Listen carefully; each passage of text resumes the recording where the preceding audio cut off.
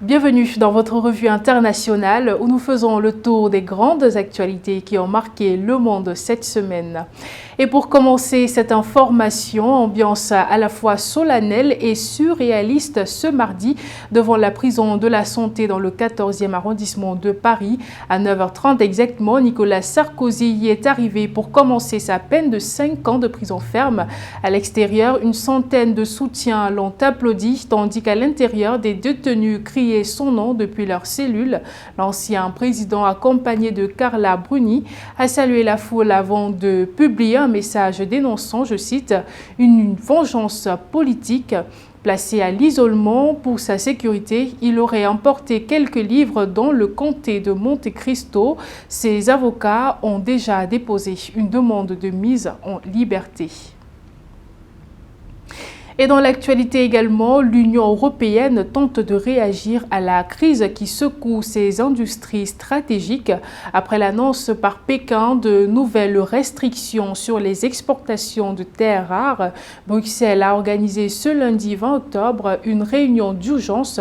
Le vice-président de la Commission, Stéphane Séjourné, a réuni les principaux acteurs industriels pour évaluer les conséquences et préparer une riposte coordonnée face à cette décision de la Chine, premier producteur mondial de ces matériaux essentiels. Le compte-rendu.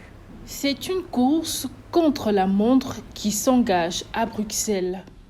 Lundi matin, Stéphane Séjourné, vice-président de la Commission européenne chargé de l'industrie, a convoqué une réunion d'urgence avec les grandes filières concernées pour les restrictions chinoises sur les terres rares. Une visioconférence rassemblant les représentants de l'automobile, la défense, de l'énergie, de la chimie et des semi-conducteurs. Objectif : mesurer l'ampleur de l'impact économique et trouver rapidement des solutions européennes. Car depuis l'annonce de Pékin, l'inquiétude monte. La Chine, qui produit près de 90% des terres rares mondiales, a décidé de renforcer les contrôles sur leur exportation. Ces matériaux sont indispensables à la fabrication des batteries, des moteurs électriques, des smartphones, mais aussi des technologies militaires. En clair, c'est l'ensemble de l'économie verte et numérique européenne qui se retrouve fragilisée. Les premières conséquences se font déjà sentir. Plusieurs entreprises du secteur automobile, dont Volkswagen et Stellantis, évoquent des risques de ralentissement de production dans les prochaines semaines. Airbus et Safran, dans la défense et l'aéronautique, redoutent une rupture d'approvisionnement pour certaines pièces stratégiques.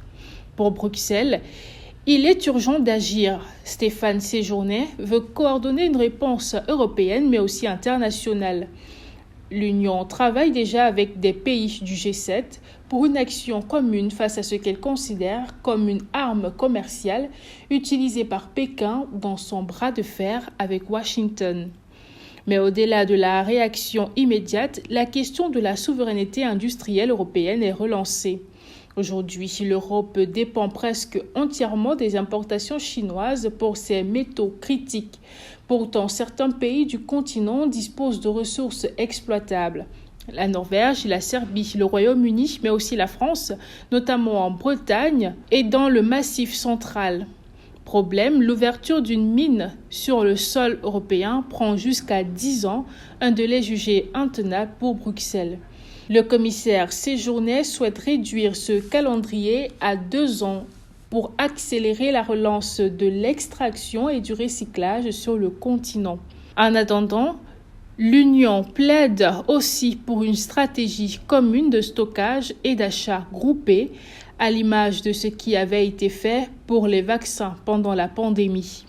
Les conclusions de cette réunion de crise doivent être présentées au Parlement européen à Strasbourg. Une chose est sûre, la guerre commerciale entre la Chine et les États-Unis prend une nouvelle dimension et l'Europe, cette fois, se retrouve en première ligne. Et puis, nouvelle tension diplomatique autour d'Israël. Le Parlement israélien a voté en première lecture 2 textes visant à étendre la souveraineté d'Israël sur une partie de la Cisjordanie occupée, notamment autour de la colonie de Maale Adumia, un geste hautement symbolique dénoncé par plusieurs pays arabes et jugé provocateur par Washington alors qu'une délégation américaine est en visite à Jérusalem. Explication. C'est un vote qui fait déjà grand bruit. Le Knesset, le Parlement israélien, a adopté mercredi en lecture préliminaire 2 projets de loi visant à étendre la souveraineté d'Israël sur la Cisjordanie occupée. Le texte concerne notamment Maale Adumia, l'une des plus grandes colonies israéliennes situées à l'est de Jérusalem. Derrière cette initiative, 2 élus au profil opposé. Avi Maoz, membre d'un courant ultranationaliste religieux, et Avigdor Lieberman, chef d'un parti d'opposition laïque et nationaliste. Leur objectif, mettre en difficulté Benjamin Netanyahou alors que le Premier ministre tentait d'éviter ce vote jugé explosif sur la scène internationale. Malgré les consignes, un député du Likoud, le parti de Netanyahou, a voté pour aux côtés de l'extrême droite et d'une partie de l'opposition. Une fracture de plus au sein de la coalition gouvernementale. Washington, de son côté, réagit vivement. Le vice-président J.D. Vance, présent sur place, dénonce un coup politique stupide et rappelle la position officielle de l'administration américaine. Le secrétaire d'État Marco Rubio, attendu à Jérusalem, parle aussi d'une initiative dangereuse susceptible de remettre en cause la trêve en vigueur. Les États-Unis ont même mis en place un centre de coordination civile-militaire en Israël pour suivre la situation de près. Les médias locaux ironisent déjà sur un babysitting, référence à la surveillance rapprochée de Benjamin Netanyahou par ses alliés américains. La condamnation est également venue du monde arabe. Dans un communiqué commun, 15 pays, dont l'Arabie saoudite, la Jordanie, l'Égypte et le Qatar, ont dénoncé une violation flagrante du droit international et une tentative d'annexion illégale des territoires palestiniens. Ce vote reste pour l'instant symbolique. Les textes doivent encore franchir plusieurs étapes parlementaires avant une éventuelle adoption. Mais sur le plan politique, le signal est fort. À Jérusalem, une partie de la classe politique veut accélérer l'intégration de la Cisjordanie, alors même que le gouvernement américain et la communauté internationale plaident pour une désescalade. Une nouvelle ligne de fracture donc, dans un contexte déjà extrêmement tendu entre Israël, ses alliés occidentaux et ses voisins. Et puis fin de règne pour Milorad Dodik, l'homme fort de la République serbe de Bosnie. Après près de 20 ans au pouvoir, il a été officiellement remplacé par une présidente par intérim, Ana Krizik Babic. Une proche alliée, une page politique se tourne à Banja Luka au terme d'une longue crise institutionnelle qui a profondément secoué la Bosnie-Herzégovine. On fait le point. Après près de 2 décennies aux manettes de l'entité serbe de Bosnie, Milorad Dodik a été remplacé par une présidente par intérim, Ana Krizik Babic, une de ses proches. Il a été déchu pour avoir défié un envoyé spécial chargé de veiller au respect de l'accord de paix. L'élection d'Ana Krizik Babic à la présidence de la République bosniaque formalise le retrait initialement fermement refusé de celui qui a dirigé l'entité serbe sans discontinuité depuis février 2006 en occupant divers postes politiques. Ana Krizik Babic, 58 ans, ancienne vice-ministre des Affaires étrangères de la Bosnie, a donc été élue par un vote du Parlement. Elle était depuis une quinzaine d'années conseillère du président déchu, condamnée en février à une peine d'1 an de prison, accompagnée d'une mesure de sûreté lui interdisant d'exercer pendant 6 ans la fonction de président de la République, un verdict confirmé en appel. Milorad Dodik a été formellement déchu début août de son mandat par la commission électorale du pays. Il avait été reconnu coupable par un tribunal de Sarajevo du non-respect des décisions du haut représentant international, Christian Smith, chargé de veiller au respect de l'accord de paix de Dayton avec les États-Unis qui avait mis fin à la guerre de Bosnie, dont le 30e anniversaire sera célébré au mois de novembre prochain. La commission électorale bosniaque a convoqué une élection anticipée pour le 23 novembre prochain pour élire un président de la République qui dirigera l'entité jusqu'aux élections générales prévues en octobre 2026.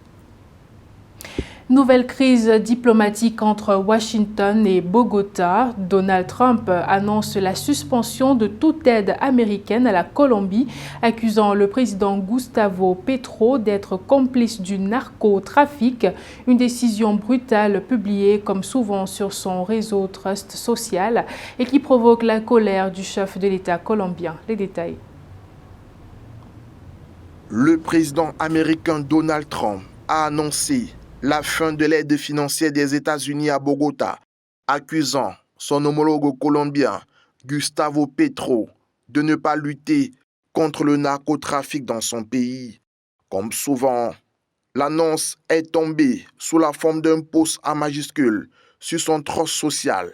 Donald Trump indique à compter d'aujourd'hui, ces paiements ou toute autre forme de paiement ou aide ne seront plus effectués envers la Colombie, sans toutefois préciser de quelle aide le président américain parlait. Gustavo Petro, le président colombien, a réagi immédiatement, indiquant « rien attendre des États-Unis ». La Colombie est le pays d'Amérique du Sud recevant le plus d'aide financière en provenance de Washington, selon les données gouvernementales américaines, avec plus de 740 millions de dollars versés en 2023, dernière année dont les données complètes ont été disponibles. La moitié de ces versements sont dédiés à la lutte contre la drogue et le trafic de cocaïne. Le reste soutient notamment des programmes humanitaires et alimentaires. Jusqu'en septembre dernier, Bogota était considéré comme étant l'un des 20 partenaires antidrogue des États-Unis, lui permettant de prétendre à d'importants financements. Mais selon la Maison-Blanche, ce statut vient d'être rompu car la circulation de cocaïne transite par la Colombie avec la complicité du gouvernement colombien. La Colombie est le premier producteur mondial de cocaïne avec un record de 2600 tonnes en 2023, soit 53% de plus que l'année précédente, selon des chiffres publiés par les Nations Unies. Mais Gustavo Petro affirme aussi que la production de cocaïne a baissé sous son gouvernement et que les estimations onusiennes posent des problèmes méthodologiques. La suspension des aides financières américaines marque un tournant dans une relation vieille de plus de 20 ans, née du plan Colombia lancé en 2000, un partenariat stratégique dans lequel Washington a investi plus de 10 milliards de dollars pour soutenir la lutte anti-drogue et la sécurité de la région.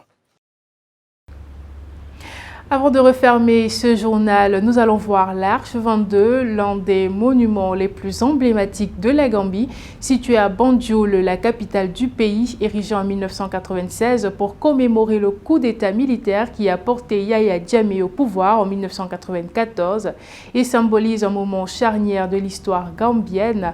Avec ses 35 mètres de hauteur, il domine l'entrée principale de la ville et offre une vue panoramique spectaculaire sur Banjul et ses environs depuis sa plateforme supérieure. C'est tout pour aujourd'hui. L'information continue sur Vox Africa et à demain pour un nouveau journal.